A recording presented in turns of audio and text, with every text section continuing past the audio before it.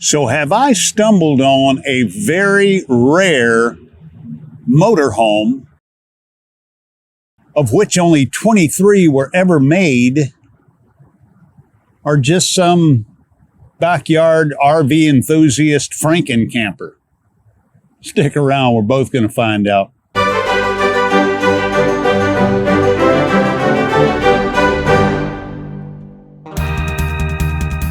Hey y'all, I'm Ricky from RV Underway. If you enjoy the RV lifestyle and love learning more about it, I encourage you to subscribe to our channel.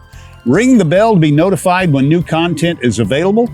If you like this video, be sure and give it a thumbs up, leave us a comment, and share our videos. Now, have we really found a Silver Streak Matador, of which only 23 were ever manufactured, and there's probably only a handful left somewhere?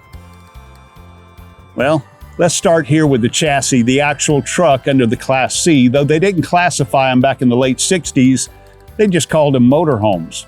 It's a German truck, Hanomag. I'm not sure if that's the correct pronunciation, but we'll just call it the F35, which is the model. So the F35 is a diesel, 4-cylinder inline, 4-stroke, probably a Mercedes-Benz diesel, a OM 615, something like that. 4-speed manual transmission, front-wheel drive, which will pay off later in this video. Had a top speed of about 60 miles an hour because it was grossly underpowered for the task it was called upon to do. 55 horsepower, 70 foot-pounds of torque. And so the only thing that was good about it was that it'd get you 25 miles per gallon. In the late 60s, diesel was less than $1. So they just went ahead and touted it when they sold it as a very economical RV. So that is the F35. Now, talking about the camper itself, it came in 3 sizes: the Silver Streak Matador, 21 foot long, 23.5 foot long, and 26 feet long. The way it came about was Curtis Wright, not the aircraft manufacturer Curtis Wright, but another Curtis Wright, the RV Curtis Wright. He worked with Wally Byam back in the early 40s. And most of you know Wally as the father of Airstream. They both built travel trailers back in the early 40s. In the late 40s, they parted company. Of course, Wally went on to create what is a dynasty, the Airstream. And Curtis Wright decided he was going to build RVs as well. So he built travel trailers under the name Silver Streak. A lot of Silver Streaks out there, but only one was called the Matador. And what they did with the Matador was they married a Silver Streak trailer with this F35, and it was called the Matador. Now, it looked a lot like an Airstream because, of course, Curtis was influenced by Wally and vice versa, but it looked just like an Airstream. So we're going to go ahead and have a look at this one and see exactly what it is we found here at the Tallahassee Automobile Museum, just off I-10, Highway 90. You can't miss it from the interstate. Great place.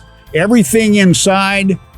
Thousands and thousands of square feet of restored vehicles and just about everything you can think of, from boat motors to steam engines and bicycles and go-karts and collectibles. They've got it all at the Tallahassee Automobile Museum. Me and Miss Barbara went not last year, but the year before, and we'll post that video right up there so you can go check that out, okay?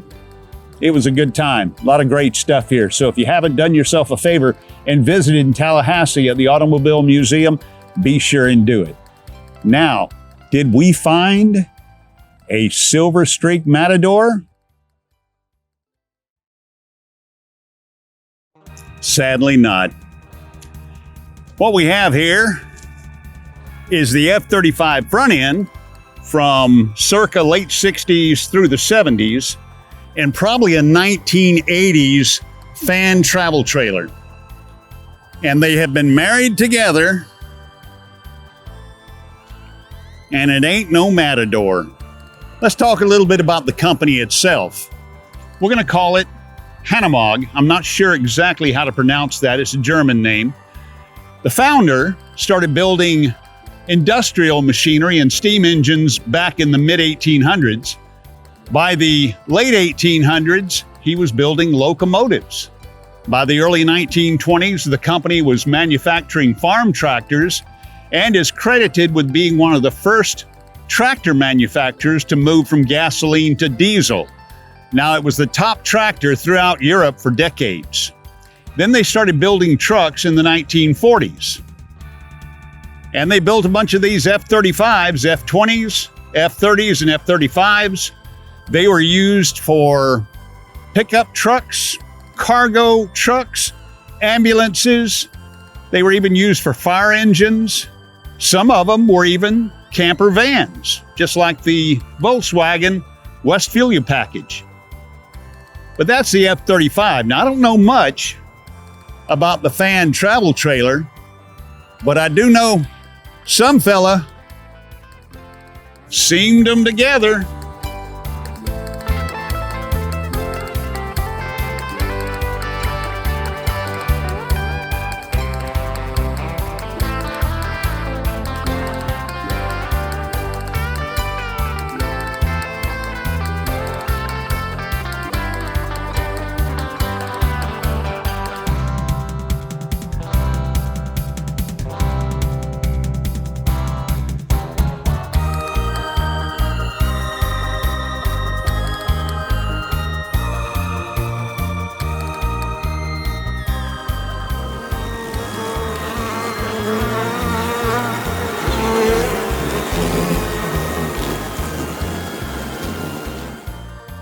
This German company that built the truck was ultimately bought by Daimler, and their tractor division was bought by Massey Ferguson.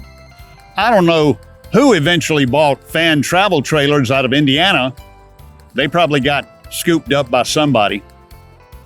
And the significance of this being a front-wheel drive truck is that when you marry it with a travel trailer, you don't have to put in a drivetrain or a rear differential. You already got your propulsion right here in the front. So no, it's not the ever-elusive Silver Streak Matador. But it is a pretty neat RV, and if you really want to get technical, there's probably only one of these.